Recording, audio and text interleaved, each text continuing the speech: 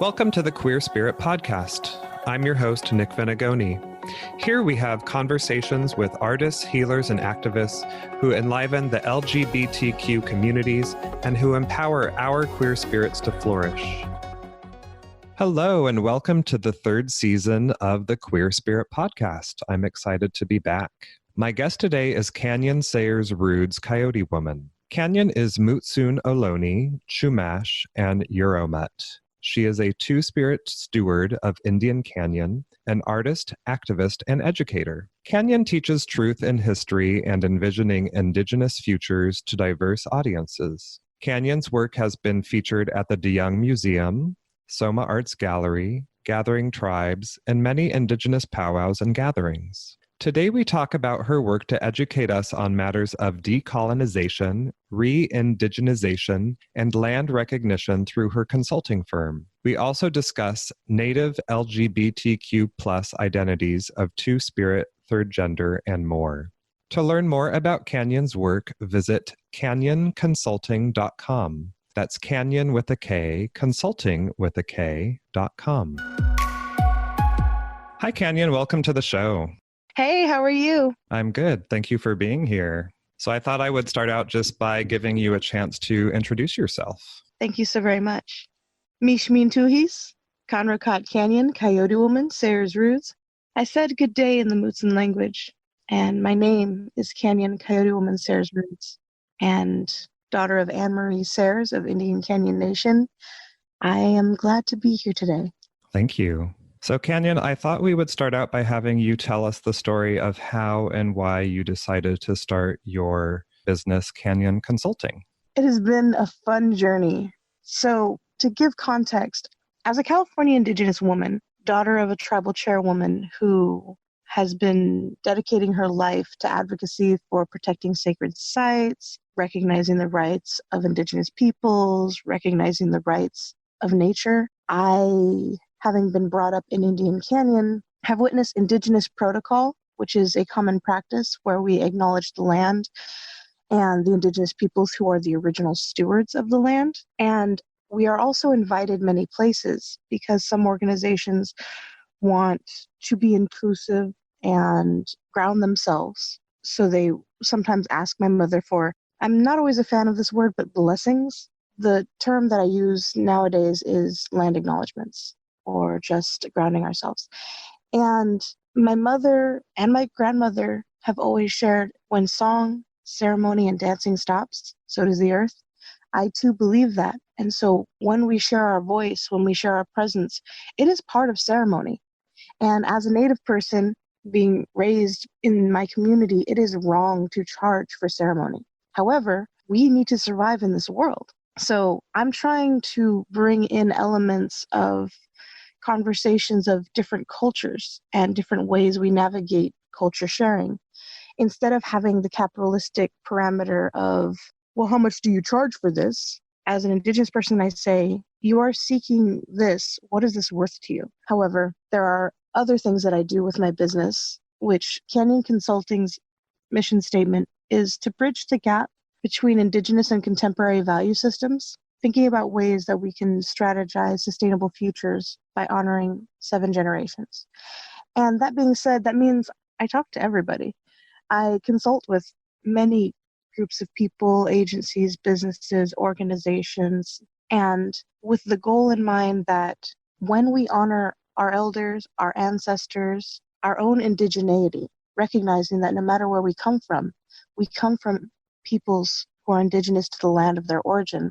And when we humble ourselves and recognize that when we travel and live in different places, there are historical and communal cultures that have always been in these spaces, and to acknowledge the original stewards and the practices of the land, that bioregion, is so very important. So I try and bring in elements of conversation, consultation, catalyst of ideas at times, and I talk about decolonization and re-indigenization. And even to me, it's actually therapeutic, it's cathartic. It's a way that as an Indigenous woman, I could share this perspective that has been so either ignorantly or negligently been avoided and not acknowledged, not been accounted for in today's post-colonial settler society. So I've been motivated to honor truth and history to the best of my ability, and a small little LLC is one step towards that direction.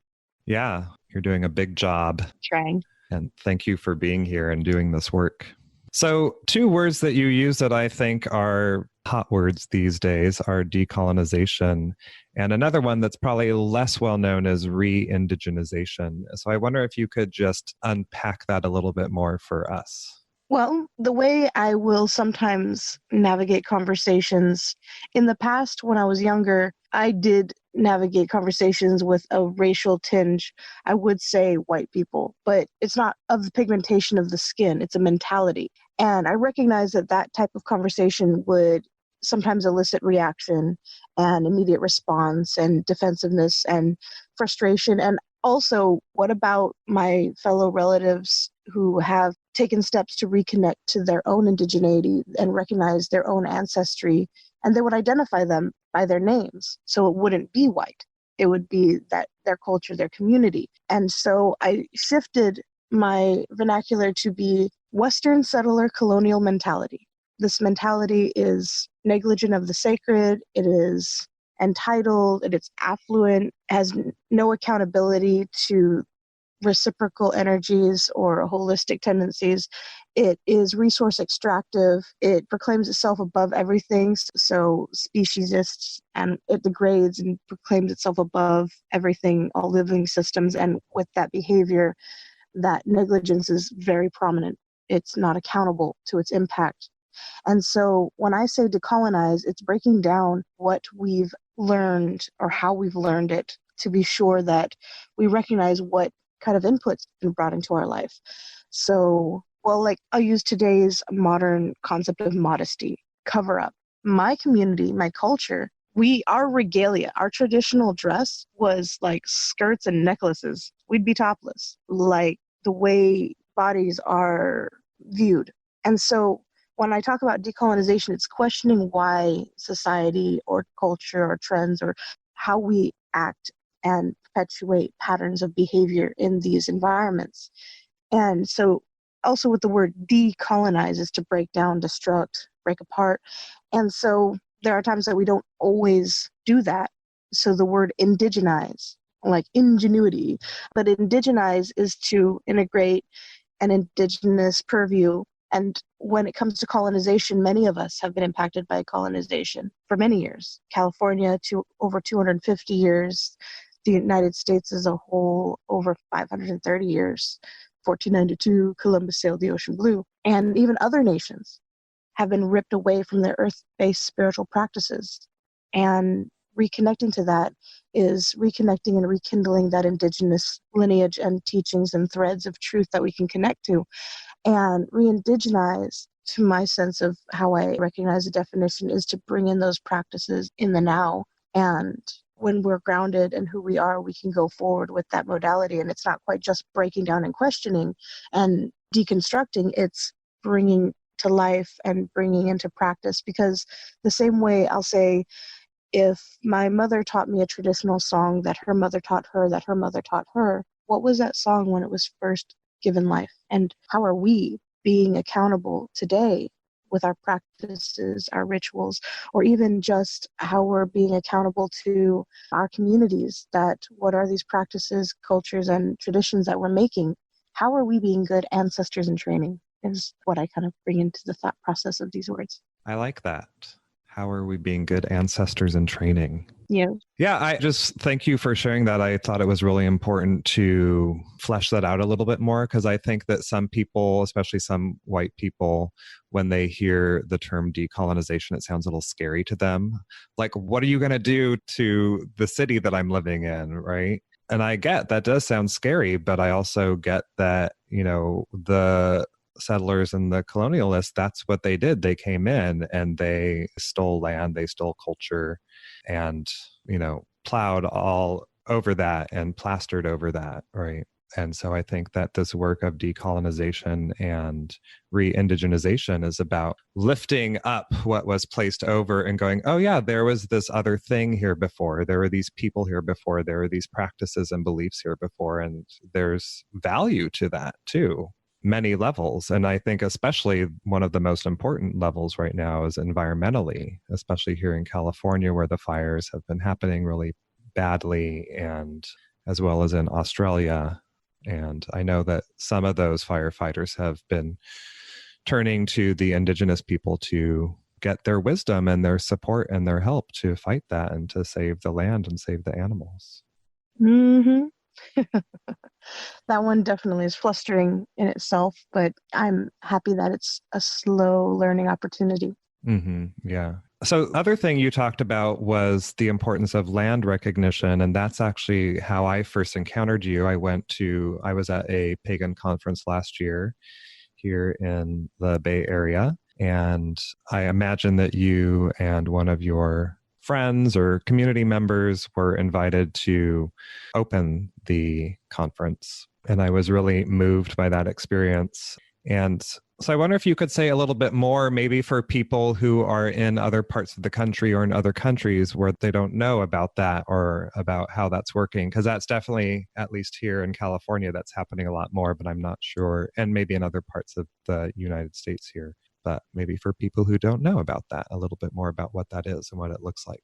So, land acknowledgements is a contemporary phrasing of ways that we honor native land with Indigenous communities and cultures that I have encountered in my life. When I voice into the word Indigenous or the words Indigenous protocol, it's a practice. So when you're in your home and you have a guest or someone wants to visit you, we have the common observation of they knock on the door and they seek an interaction, and then you either consent or you don't, and then they can come in, and then you have that other interaction of why they're visiting or what. That's today's common methodology, and that's with ownership of a home and ownership of the land. However, Indigenous cultures, when they originally steward their lands and their territories, if anyone were to visit, the common way would be coming humbly and respectfully.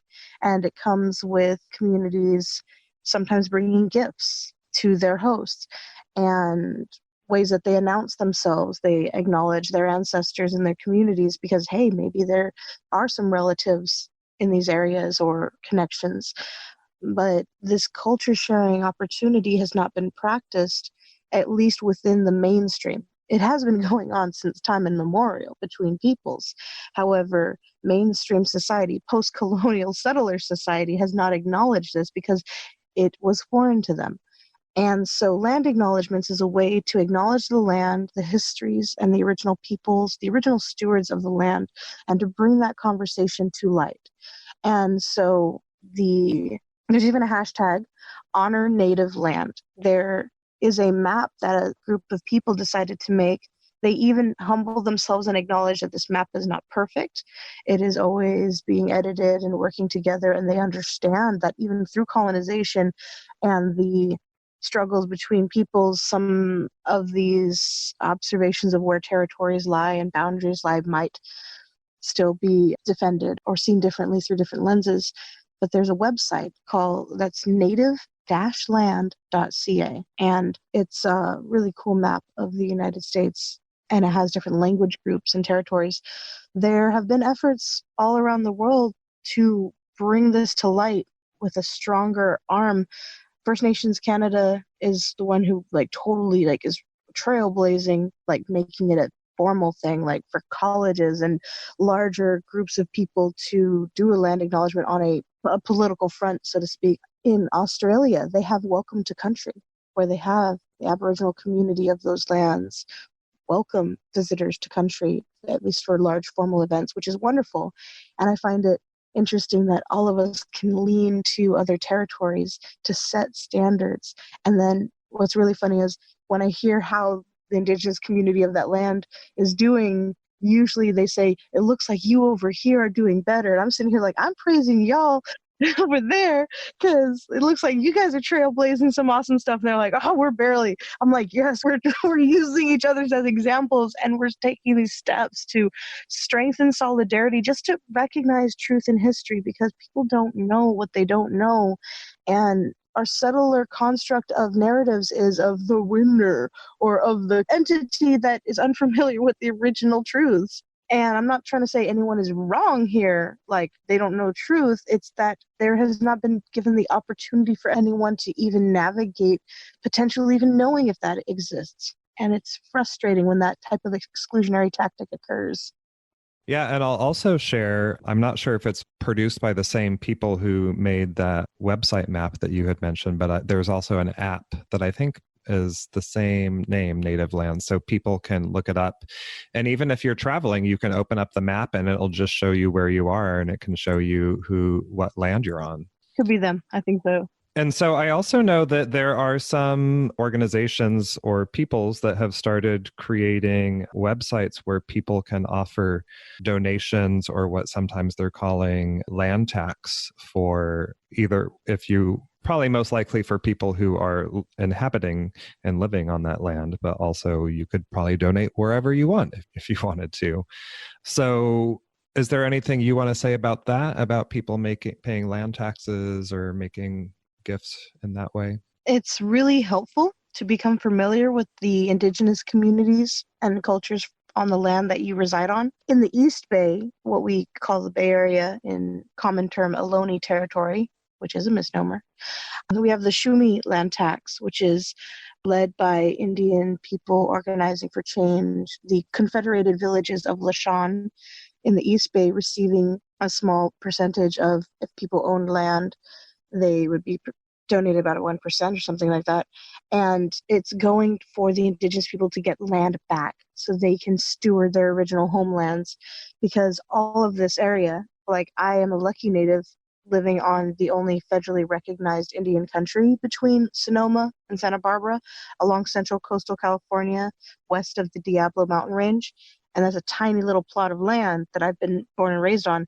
But fundamentally, people have ancestry indigenous to the Bay Area in what is now known as Ohlone territory are landless. And it's frustrating because indigenous peoples who have that strong connection to land are able to steward and show methodologies and teachings and opportunities to connect.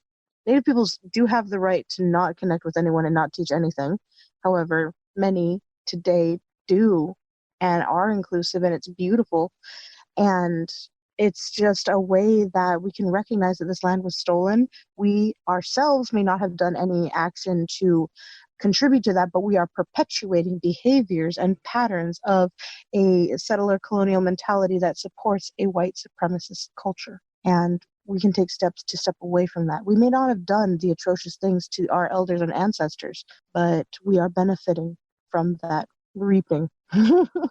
Yeah, so because of the benefits that we have, it can be helpful to take some of what we have reaped and return it through those donations. So I have websites for the Shumi land tax that you just mentioned for the Bay Area and for Seattle and New York area. Do you have resources for any other areas in the country? I don't have a list on me, but it's just really important because sometimes some of these organizations have been given the chance to get highlighted or to maintain that standard of like, this is this area. Becoming familiar with the native peoples in your territory are still very important because like in what we call Ohlone territory, there are 8 language groups.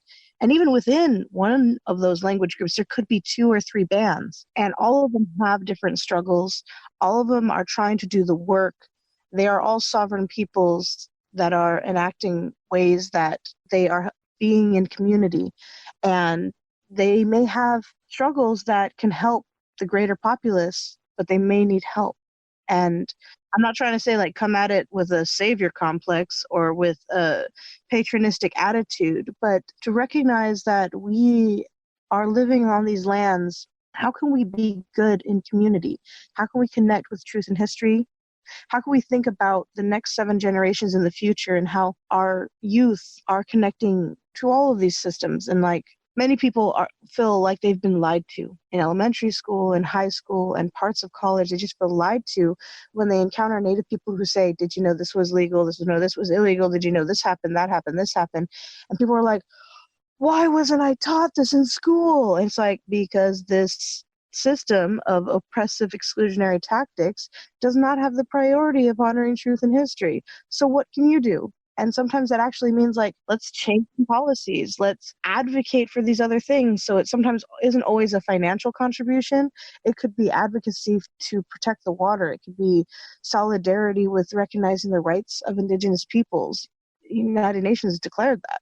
Or the rights of nature, or how do we be accountable to recognizing our patterns of behavior, our patterns of entitlement are hurting the earth, from all of the microplastics in the ocean, this concept of instant gratification, these patterns of, we want this perfect fruit. We want this not bruised, not misshapen, like misshapen is ugly. Like it has the same nutrition.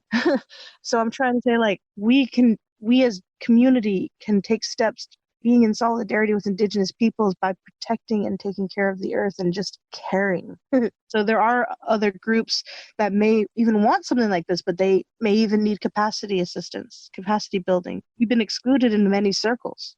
So when you think about education, access, from funding to the ability, or, well, how inclusive is some schooling if someone has a kid? Are we in community? No, we want to push them far, far away instead of saying like, yes, we'll be in community with your little one. I'll take care of this. No, these constructs, we're not in community in the most healthiest fashion. So I know that you are primarily focused just in this area, but if there are people in other states and other areas that want to find ways to offer support or just learn more, would you suggest they just do a Google search, like their state or their city and maybe, native peoples, or how would someone begin to go about finding more information to do either land recognition or start to explore that? It's a combination package. It's Google, it's encyclopedias, it's even like archaeological, anthropological data. There's like ethnographies of territories, because a good portion of the states do have archaeological firms who recognize there's wonderful occurrences in history and they sometimes call us prehistoric, which they should be shifting their narrative and saying post-contact or pre-contact, because prehistoric, people just automatically think dinosaurs. But like other areas like geological communities and societies, national parks, some of these organizations do know some truths, but yes, it's more of a slow process of coming into communities. So it's going to gatherings. It's looking for Indigenous-led movements and efforts, and then it's connecting to people, not expecting them to do the labor for you, because that's just another settler colonial mentality of entitlement. Like, I don't know this, tell me. It's like, okay, you may not know this. What steps are you taking? And it might be a slow, painful process. As a Native person, I don't get any perks. I do have to pay taxes. I do have to pay for school. I have to do all these things. And to prove I'm Native, I have to show my genealogical history. I have to show the birth and death certificates of my family. So doing your family tree, interviewing your family and those who knew your family, looking at different records of different territories, finding out where the paper trail ends and where some original peoples could be, or who is Indigenous that came into your family. And then let's say when people do look into the like genetics, DNA studies, they may say they may be Native American. It's like, that just means you learn a little bit more. Take steps to learn a bit more. I'm going to do a tiny little cross-pollination. I'd recommend checking out All My Relations podcast. They are awesome. And so like learning from other communities, there's so many like conversations about this. So becoming familiar with that, and then taking steps to saying, okay, who are the original peoples of this land that I call home? And then finding how you can ground yourself with learning more bits of history, bite at a time. Thank you. So I wanted to shift gears here a little bit. So recently there was an exhibit at the Oakland Museum called Queer California, and there was a video there of which you were a part of, interviewed with other Native, third gendered, and two-spirit folks. And so I wanted to talk a little bit more about that identity and that work that you're doing. So I thought I know even just me watching that video, there were some people who were like, well, I identify this way, or I don't identify that way, or I don't have a label and that kind of thing. And so I wonder if you could start by saying how you identify in that way. And I also know that it's challenging because of language, not only because of English language versus native language, but then also each tribe or community probably had their own unique word, which had a slightly different definition or variation of it. So yeah. Where would you like to begin with that?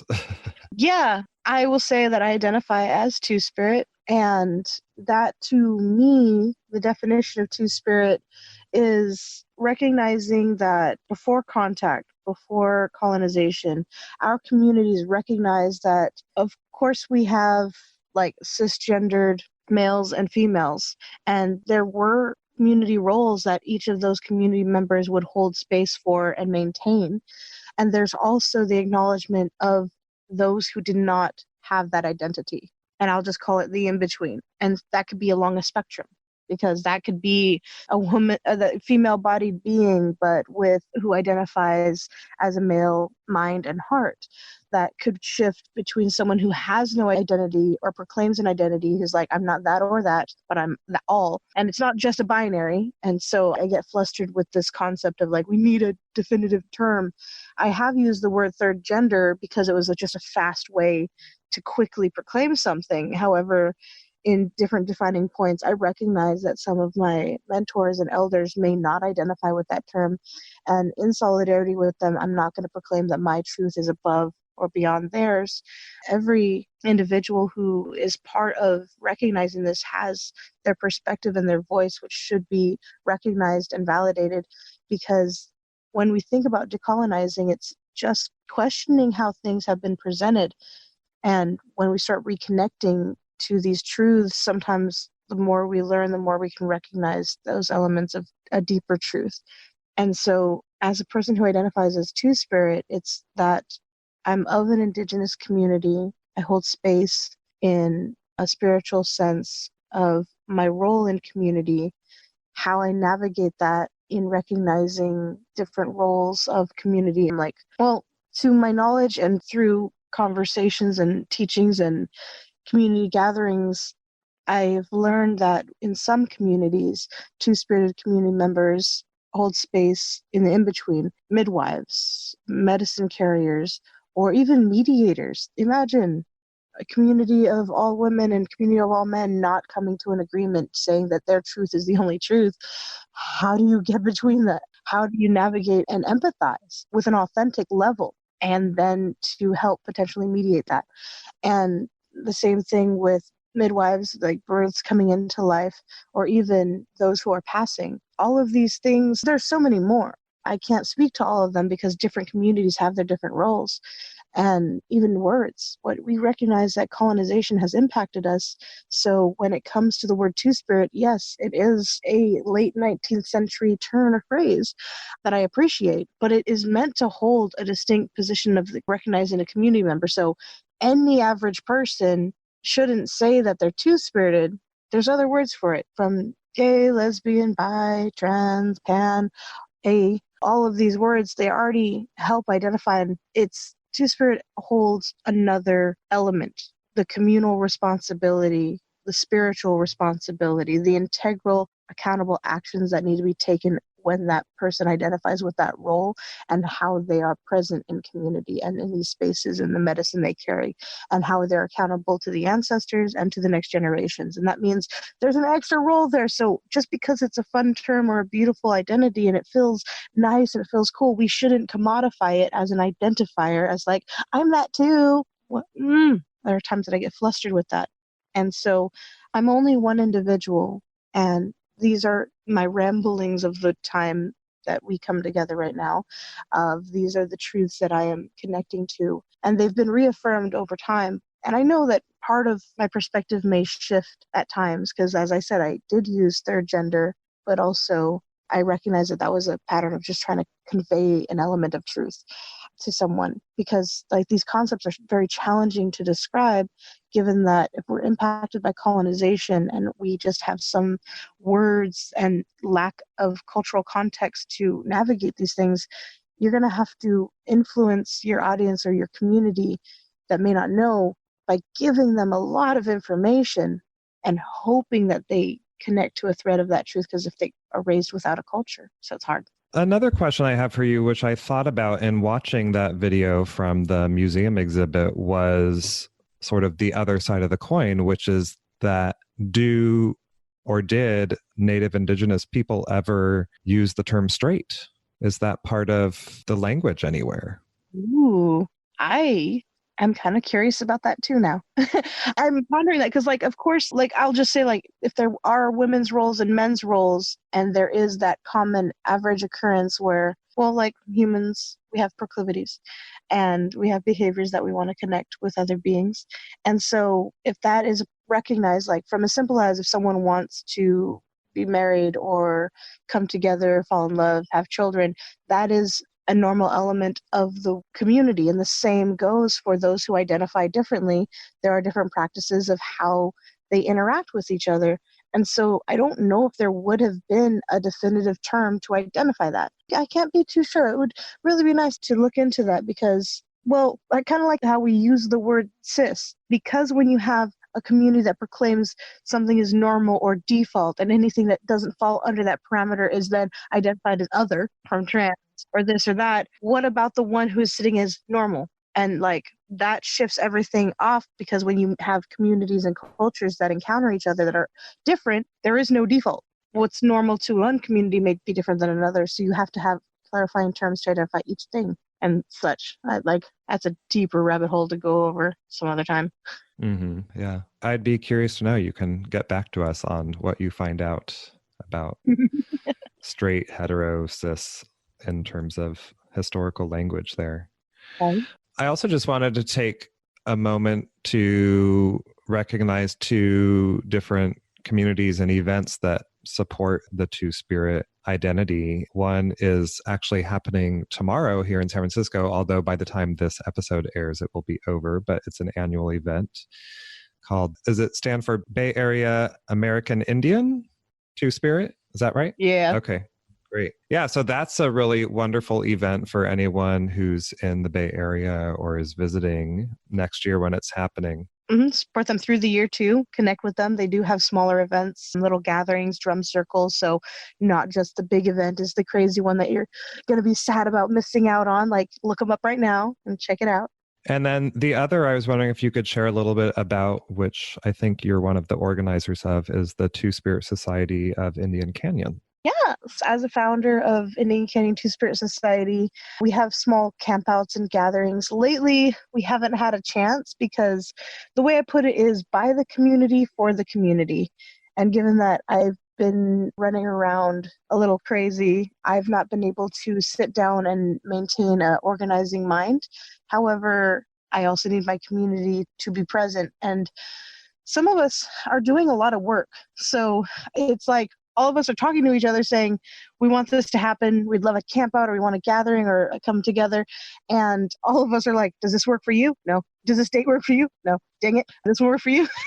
And so we do invite more community members to connect with us, because even if we ourselves can't connect on a big basis, like, we can have smaller gatherings where maybe if I'm not available, some of our community members to gather, or maybe even digital. So it's just a small little community that we gather in Indian Canyon, because we have San Francisco and we have places down in like LA that there are large groups of Indigenous peoples who identify as Two-Spirit or in solidarity with Two-Spirit community members, helping do the work and, offset some of the emotional and spiritual labor around, especially the education of people, because it's sometimes hard just, oh, you're Two-Spirit, let me gravitate to you and just like ask, take. It's like, are you bringing balance or reciprocal energy to this interaction? Or are you just demanding? And so I myself am also promoting the Weaving the Spirit Two-Spirit Festival, first of its kind, happening in the Bay Area in Yelamu in San Francisco. And I am offering a performance, but it's also ceremony and ritual and a little view into Two-Spirit identity and holding space in community. So it's actually, my nature is Coyote Conversations. And so that is happening the first weekend of March. Counterpulse. Yes, I will have links for all of those events and organizations in the show notes so people can find them there, as well as links to the land tax and gift offering resources that I found. And I'm also going to post some of your video interviews from other interviews that you've had. So as we begin to wrap up, I wonder if you can share with us a person, practice, or experience that has supported your queer spirit to flourish. There actually are two beings in my life that have led to the amazing thriving energies of which is my coyote, chaotic, catalytic nature of two-spirit wonderfulness. And these beings are Zephyr and Aiden, they're the fundamental committee members of Indian Canyon TwoSpirit Society and just amazing allies holding space in the Bay. They are indigenous to other territories. However, one lives in Yelamu and the other, for a while, lived in Huchin, and that's San Francisco and East Bay. And their homes had been open to me. Both of them are always roaming around the earth right now, so they're not there in those spaces as often.